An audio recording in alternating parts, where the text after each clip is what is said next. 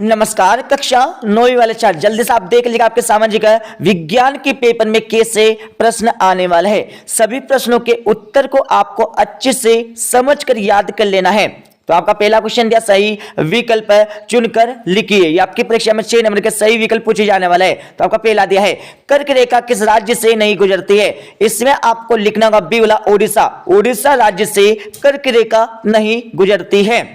दूसरा आपका दिया है, नर्मदा नदी का उद्गम कहां से। इसमें आपको लिखना होगा बी वाला अमरकंटक। अमरकंटक नर्मदा नदी का उद्गम स्थल है। तीसरा आपका दिया है, रूस के विषय शांति भूमि एवं रोटी का नारा किसने दिया था। तो इसमें आपको लिखना होगा यहाँ पर डी वाला लेनिन। चौथा आपका सही विकल्प देख लीजिएगा, अमेरिका के सैनिक अड्डे पर्ल हार्बर पर बमबारी की थी। इसमें आपको राइट आंसर डी वाला जापान आपको लिखना है। पांचवा आपका सही विकल्प देख लीजिएगा, निम्नलिखित में से कौन सी लवणीय जल वाली झील है। इसमें आपको राइट आंसर ए वाला सामर झील आपको लिखना है। छठा आपका सही विकल्प देख लीजिएगा, ग्रीष्म ऋतु में मैदानों से बहने वाली पवन को निम्नलिखित में से क्या कहा जाता है। इसमें आपको लिखना होगा सी वाला लू कहा जाता है। अब आपका अगला प्रश्न देख लीजिएगा। इसमें आपको क्या करना है, खाली स्थानों की पूर्ति करना है। यह आपकी परीक्षा में 6 नंबर के खाली स्थान पूछे जाने वाले हैं। तो आपका पहला दिया है, गंगा की मुख्य धारा भागीरथी खालतन से निकलती है। इसमें आपको लिखना होगा गंगोत्री हिमानी। दूसरा आपको खाली स्थान देख लीजिएगा, भारत की वर्ष का वार्षिक खालतन औसत है। तो इसमें आपको लिखना होगा 118 सेंटीमीटर। तीसरा आपका खाली स्थान देख लीजिएगा, मानव पृथ्वी के संसाधनों का उत्पादन एवं खालतन करता है। तो इसमें आपको लिखना होगा उपभोक्ता करता है। चौथा आपका क्वेश्चन देख लीजिएगा, सन 1917 की सर्दियों में रूस की राजधानी खालतन की हालत बहुत खराब थी। तो इसमें आपको लिखना होगा पेट्रोग्राड आपको लिखना है। अब आपका पांचवा खालिस्तान देख लीजिएगा, जर्मनी के विषय में थर्ड राइस आप ट्रिम्स खालतन ने लिखी। तो इसमें आपको लिखना होगा शार्लोट बेराइट आपको लिखना है। अब आपका छठा खालिस्तान देख लीजिएगा, गेव क्रांति शीर्षक से एक विशेष डाक टिकट खालतन ने जारी किया था। तो इसमें आपको लिखना होगा इंदिरा गांधी। अब आपका अगला प्रश्न देख लीजिएगा। इसमें आपको क्या करना है, सही जोड़ी का मिलान करना है। तो सही जोड़ी का मिलान कर लीजिएगा। पहला आपका दिया है जदीदी, इसमें आपको लिखना होगा सी वाला। और दूसरा आपका दिया है वाइमर गणराज्य की स्थापना। इसमें आपको डी वाला 9 नवंबर 1918 आपको लगाना है। और तीसरा आपका दिया है, तीसरे में आपको यहाँ पर लिखना होगा कौन सा, जी वाला। ठीक है, 1914 आपको तीसरे में लगाना है। चौथा आपका दिया है विश्व का 5वां बड़ा देश। इसमें आपको ई वाला ब्राजील आपको लगाना है। पांचवा आपका दिया है, तो पांचवे में आपको लिखना होगा यहाँ पर ए वाला उत्तर में।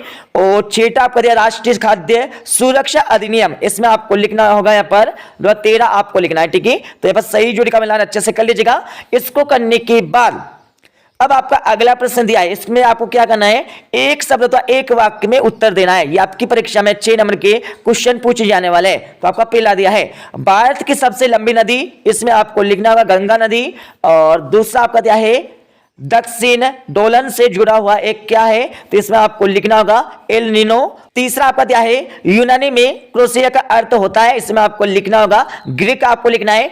और इसके साथ आपका चौथा क्वेश्चन देख लीजिएगा, यंग इंडिया पत्रिका का संपादन किसने किया। इसमें आपको लिखना होगा महात्मा गांधी ने किया था। और पांचवा आपका दिया है, नागरिकों का प्रतिनिधि चुनने का अधिकार क्या कहलाता है। तो इसमें आपको लिखना होगा संविधान कहलाता है।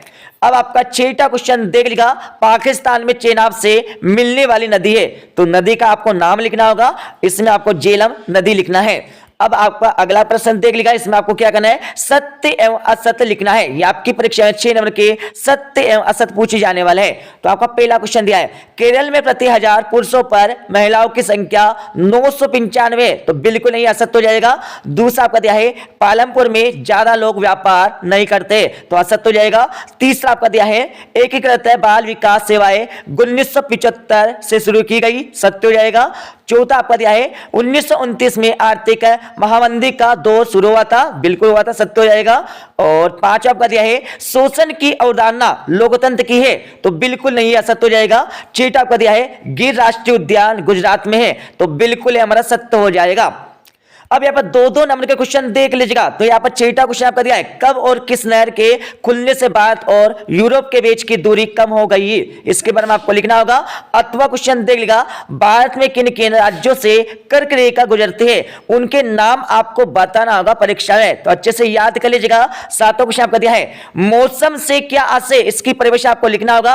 अथवा प्रश्न आपको दिया है, किन पवनों के कारण मालाबार तट पर वर्षा होती है? तो इसमें आपको लिखना होगा मानसून पवनों से। 8 आपका दिया है वृष्टि छाया प्रदेश क्या है? अथवा क्वेश्चन आपका दिया है भारत के किस भाग में दैनिक का तापमान अधिक होता है और क्यों?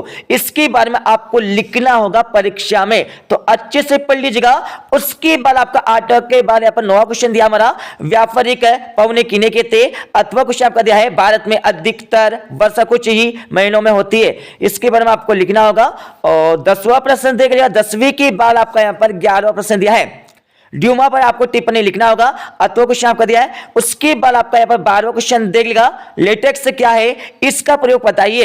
अथवा क्वेश्चन आपका दिया है, उसके बाद आपका 13वां क्वेश्चन दिया है नागरिक का कार्य लोकतंत्र को किस प्रकार प्रभावित करता है। अथवा क्वेश्चन आपका दिया है डेमोक्रेसी शब्द किस भाषा के किस शब्द से है? तो इसमें आपको लिखना होगा, क्या लिखना है इसमें आपको? ग्रीक आपको लिखना है, ठीक है। और 14वां क्वेश्चन देख लेगा नेहरू जी संविधान निर्माताओं से क्या शपथ चाहते थे, इसके बारे में आपको लिखना होगा। और 8वां प्रश्न आपका दिया है संविधान की प्रस्तावना को किस देश के संविधान से लिया गया है, इसके बारे में आपको लिखना होगा परीक्षा में। 15वां प्रश्न देख लिखा संविधान संशोधन क्या है, इसके बारे में आपको लिखना होगा। 8वां प्रश्न आपका दिया है संविधान का महत्व क्या है, लिखिए। अब आपका 16वां क्वेश्चन देख लिखा 16वीं की बाल आपका यहाँ पर 17वां क्वेश्चन दिया है, 17वीं की बाल आपका यहाँ पर 18वां प्रश्न देख लेगा, ठीक है। पूरे अच्छे से पढ़ लीजिएगा। 18वीं की बाल आपका यहाँ पर 19वां प्रश्न दिया है राय का समुदाय पर टिप्पणी आपको लिखना होगा। 8वां प्रश्न आपका दिया है बंजारे कौन थे, बंजारों के जीवन के बारे में आपको संक्षेप में बताना होगा परीक्षा में। 20वां प्रश्न देखिएगा 20वीं की बार आपका यहाँ पर 21वां प्रश्न दिया है, 21वीं की बार आपका यहाँ पर 22वां प्रश्न देख लीजिएगा।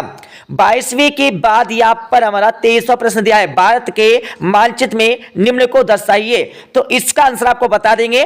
और इसके साथ इसके 8वां वाला क्वेश्चन आपका दिया है भारत के मानचित्र में निम्न को दर्शाइए, तो इसका आंसर भी आपको बता देंगे। अब मैं आपको यहाँ पर 23वीं क्वेश्चन का आंसर आपको बता देता हूं।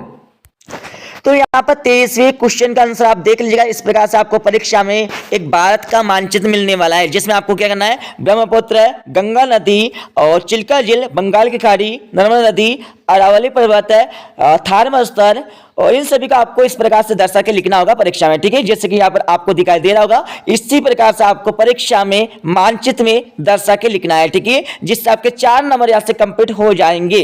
तो पूरे अच्छे से देख लीजिएगा, इस प्रकार से आपको परीक्षा में लिखना है, ठीक है। तो मिलते हैं अगली वीडियो में, जब तक जय हिंद, वंदे मातरम।